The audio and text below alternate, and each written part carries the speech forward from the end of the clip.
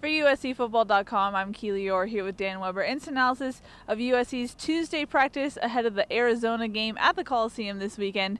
It was a little bit of a newsier practice. We got word that Porter Gustin is ruled out for Saturday's game, and then we also saw the return of Stephen Carr. He got some work in today. He will probably be likely against Arizona, but we're still held and said that they'll have to wait and see how he does tomorrow. Yeah, I mean, he got, I think, more work. I talked to Coach McCullough, and he's been out a month, and he said it doesn't surprise him in a way that he's kept on top of everything and he knows what they're doing, but you still got the whole rust issue, and I think he was surprised that Stephen was able to stop and start and then look really close to where he was before the Washington State game. So that's the real plus. I think obviously you see now, after being off that long, what happens the next 2 days. How much pain does he have? How sore is he? And all that. There's just almost no way you can predict that. And then the other side of that is with Porter Gustin, it sounds like the docs, once they took a look at that toe after playing as much as he did Saturday, that this is a no-go. I mean, this is an early call-off, and this is not like we'll let him go to the end of the week like they did last week. This is like not this week. And so I asked Clay, is it just this week or what? And Clay said he doesn't know. So probably not real good news. Yeah. Are you surprised by that at all? Are you surprised at how much he played? And also, what does this mean going forward? He made an impact when he was on the D-line. It was there was a definite difference there. How much does that concern the Trojans going forward? I would think it would concern you because you had forgotten what it looks like with the pass rush, the outside rush with Chenna on one side and Porter on the other, and then flushing the quarterback to where Rasheem Green is coming with the inside rush. And they got 3 sacks from the outside guys and then 3 more by pushing the quarterback up into the inside rush of Rasheem. So you won't have that. I mean, he's special. And to be able to do that after all the time he was off and to do it having not practiced, it's pretty amazing. I mean, whatever happens after this year, come back or not come back, he's got some good film that's a pretty amazing effort that he had. So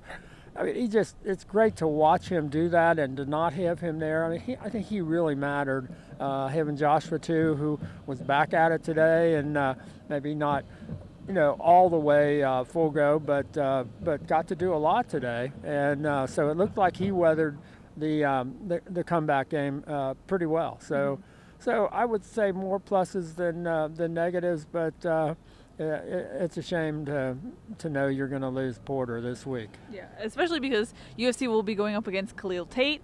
Randall Grimes and Dominique Davis kind of emulated him and scout team today. Helton described it as a playoff game almost, and last week was a playoff game that they survived. Of course, for the Pac-12 South, you win against Arizona, you stay alive.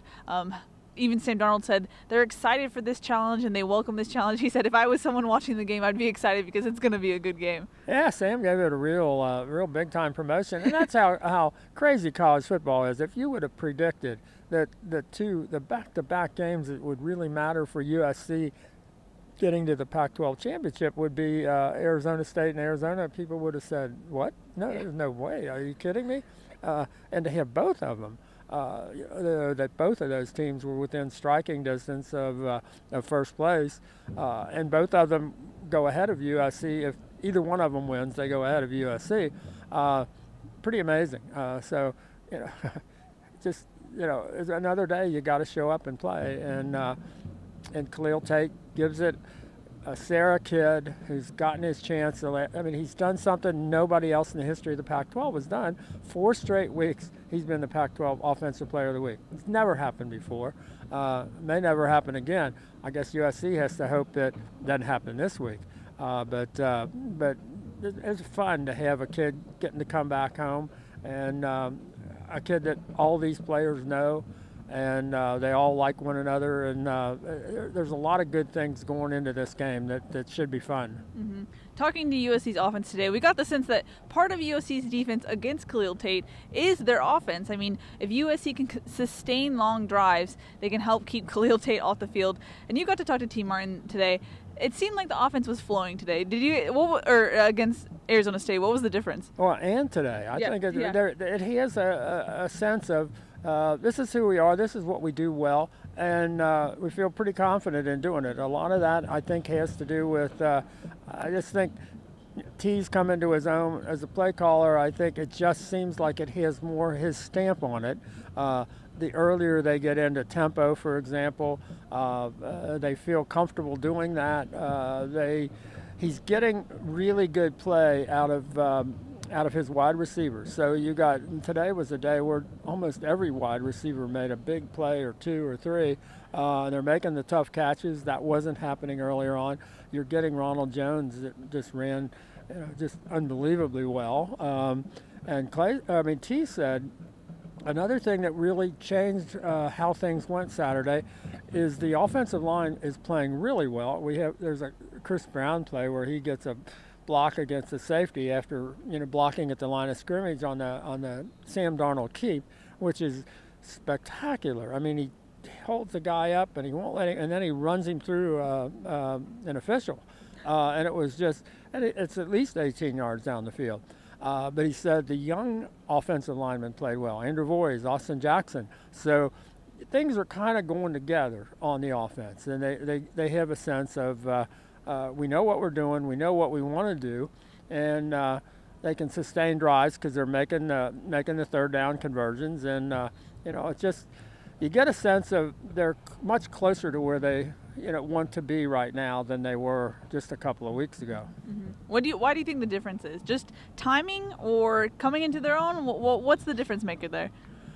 I think it's a lot of things. I think it's smarter game plans and the ability to do the right thing at the right time. And I just think that matters. They're not shooting.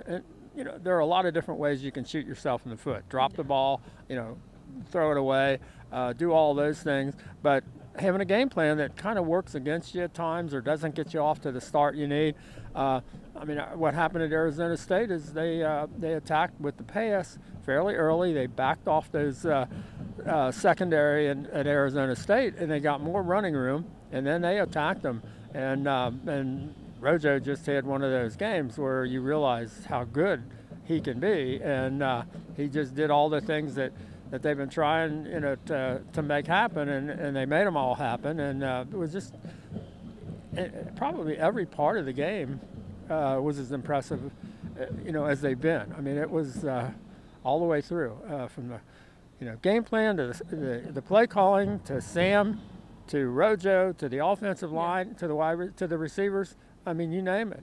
Who didn't have a good game? Yeah, that's a great point. Anything else you noted from practice today? Any tidbits that you would like to share?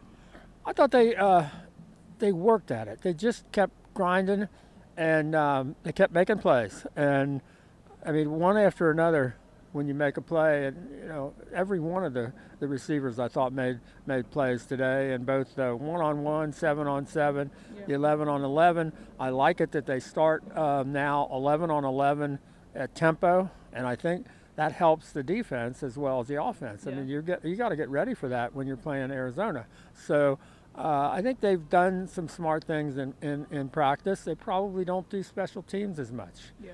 I think that gives them more time to do some other things, and we'll see how that works. But I think they made some decisions to let's get better here, and here. And last week they certainly did. Mm-hmm. It's Halloween. I almost dressed up as you for incident analysis today, but I didn't, because I didn't think you'd be a fan of that. Believe it or not, I know Ryan talked about it and Shotgun talked about it and you talked about it. Believe it or not, it never occurred to me to dress up like anything for Halloween. I mean, absolutely not even the least little bit. I just didn't ever think that thought. Well, that's what I was going to ask you. Were you a Halloween guy growing up? What was your favorite costume or anything like that? I think the most impressive costume was I wore my dad's Navy. My dad was a naval flight surgeon, and I wore his uniform, and it was very impressive with the medals and all that kind of stuff. So I think that was my one Halloween costume that I actually do remember. That's really cool. Well, now you know a little bit more about USC football and Dan Weber. Well, for Dan Weber, I'm Keely Eure. For more, check out uscfootball.com.